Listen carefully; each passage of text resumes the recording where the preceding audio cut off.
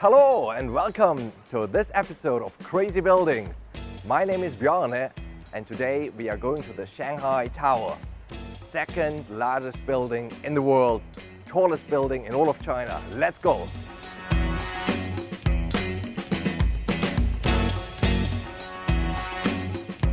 So we're on our way to the Shanghai Tower, 632 meters tall, and today we'll talk about how to appraise a building like that.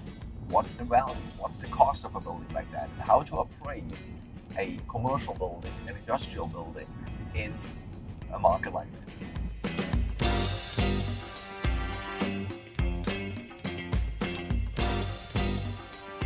And we have arrived at the Shanghai Tower, designed by Gensler Architects, world's largest architectural firm. It's a huge one.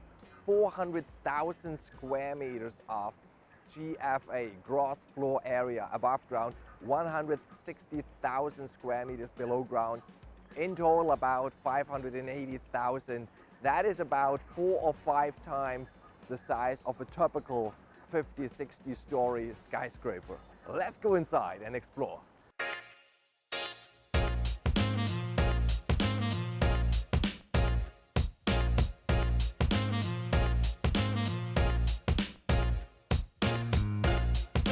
So we are now on the 101st floor here in the building, out of entire 126 floors in the Shanghai Tower. And the top floors here, roughly about the top 20 floors, are used for the hotel. And the ground floors, the first about 8 floors, are used for retail space and so on. And in between, all the rest is used actually for office. Similar here with the Shanghai World Financial Center, the SWFC, the bottle opener as some people call it. It also has a beautiful hotel occupying the top floors, but the majority of space is used for offices.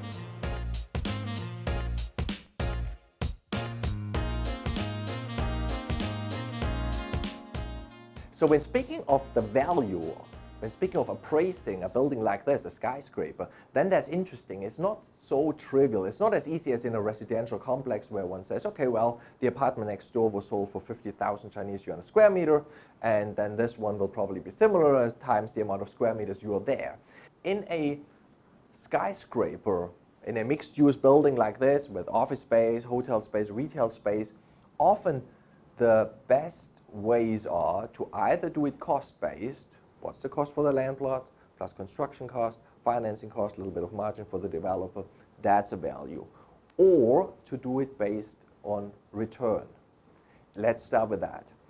And let's take the Shanghai Tower as an example. If we know that the office space is right now renting at about 15, 16, 17 Chinese yuan per square meter per day, and maybe we have about a 90% occupancy eventually, not yet now, so then we would have a rough an income of roughly 2.4, 2.5 billion Chinese yuan.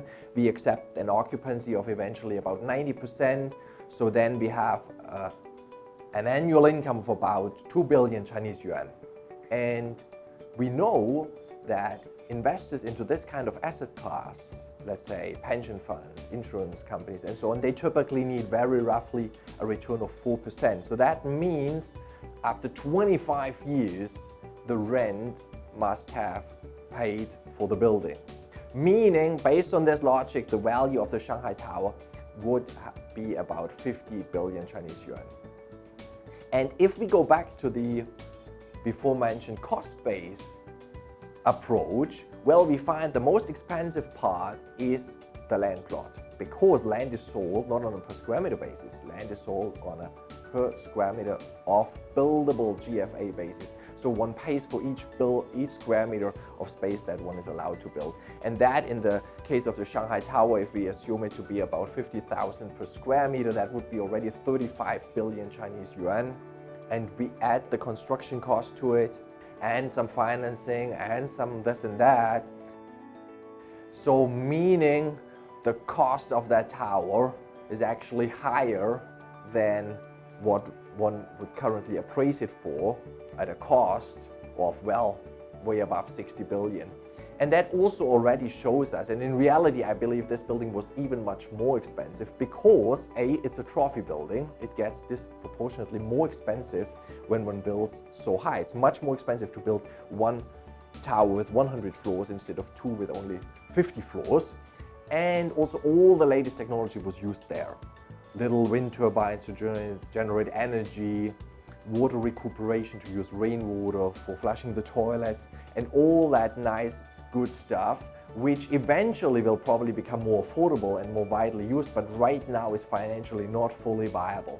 But in this case, we have an owner that is a state-owned enterprise using this building as a showcase, showcasing the city, showcasing the technology. So I believe that for them, it is actually fine if this building has a payback time, maybe instead of the usual 20-25 years, in this case, maybe more like 40 or even 50 years. Being a commercial real estate advisor, commercial industrial real estate broker, one gets to visit a lot of buildings and ride a lot of elevators, sometimes many of them in a day. And as a part of that, more than once did I get stuck in an elevator. Now, the most scary one was when we were at a hotel on the outskirts of Shanghai. I went down the elevator, waited for a bunch of my friends to come with the next elevator, and I heard the sound. It was a scary sound. And I heard them scream. And it was obvious they got stuck in the elevator. And the lights went off, they lost electricity, they were there, they were all scared. But eventually they put their torches on, their lights. The building facility management tried to rescue them, but that failed. We realized it was almost about half an hour, and in Shanghai, the rule is if you're stuck in an elevator for more than half an hour, you have the right to call the fire brigade, the fire police, to rescue you. So we called them, and I said, look, gentlemen, we have a whole group of people here stuck in an elevator, and it is half an hour. And they said, okay, no problem, we are coming by. They arrived at the building with about 5, 6, 7 minutes, and they had all the right tools with them, a whole crew of people. They went, half of the crew below where they got stuck, the floor, half of the crew above. They forcefully opened the elevator doors, manually got the elevator a little down, helped the people out, and within minutes of them arriving, everybody was safe and rescued. So in case you ever get stuck in an elevator, don't panic. There's enough oxygen for you to be there forever because the elevators are built in a way that you have enough oxygen. There's no danger in that sense. And just press the emergency button, call the number that may be written there, and you will be safe. We made it to the highest floor. This is the 120th floor. Some beautiful Tang Dynasty art here on the wall.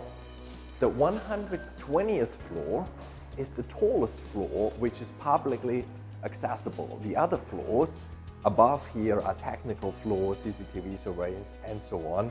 And we see from here we can basically look down on the other skyscrapers, and across the Huangpu River we see Puxi with all its beautiful apartment buildings, office towers, hotels, and so on. And up here on the 120th floor, there is a place called Heavenly Jin offering afternoon tea. So if you want to have a very nice and fancy high tea, this is a good choice. If you would like to know more about real estate in China, office space, factory space, renting, buying, do feel free to reach out to us. And in the next episode of the blog, we will be visiting a very interesting, very unique building, and we will be talking about an important and difficult topic, land use rights, how to own land, how to own real estate in the legal system that we have here. And thank you so much for watching. Hoping to see you again soon. Thank you.